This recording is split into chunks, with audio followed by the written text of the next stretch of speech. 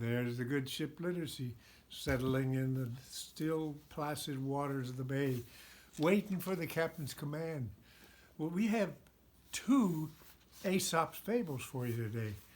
This first one is called The Birds, the Beasts, and the Bats. BBB. The birds, the beasts, and the bats.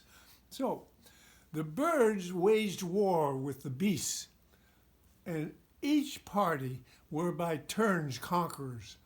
A bat, fearing the uncertain issue of the fight, always betook himself to the side which was strongest. When peace was proclaimed, his deceitful conduct was apparent to both the combatants. He was driven forth from the light of day, and henceforth concealed himself in the dark hiding places, flying always alone at night.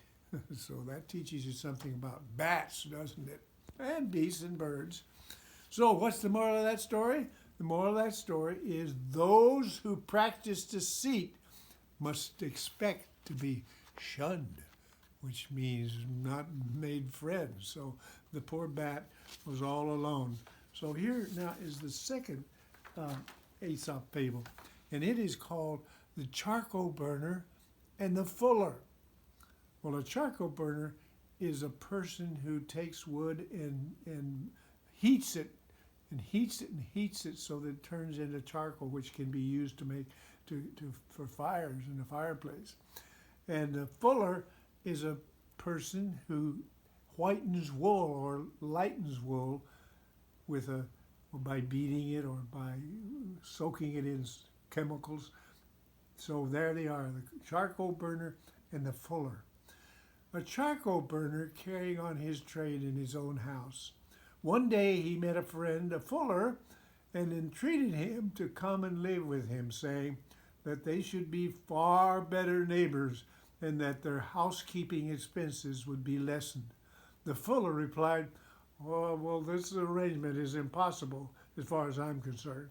For whatever I should whiten, you would immediately blacken with your charcoal." Well, that sounds like the fuller had a good idea of not connecting with a charcoal burner. So the moral of that story is like will draw like. Yeah.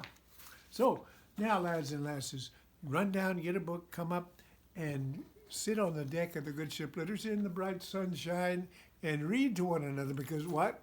Yes, books are the greatest treasure of all. Because with books you can go anywhere you want to go and be anything you want to be anytime you want to do it.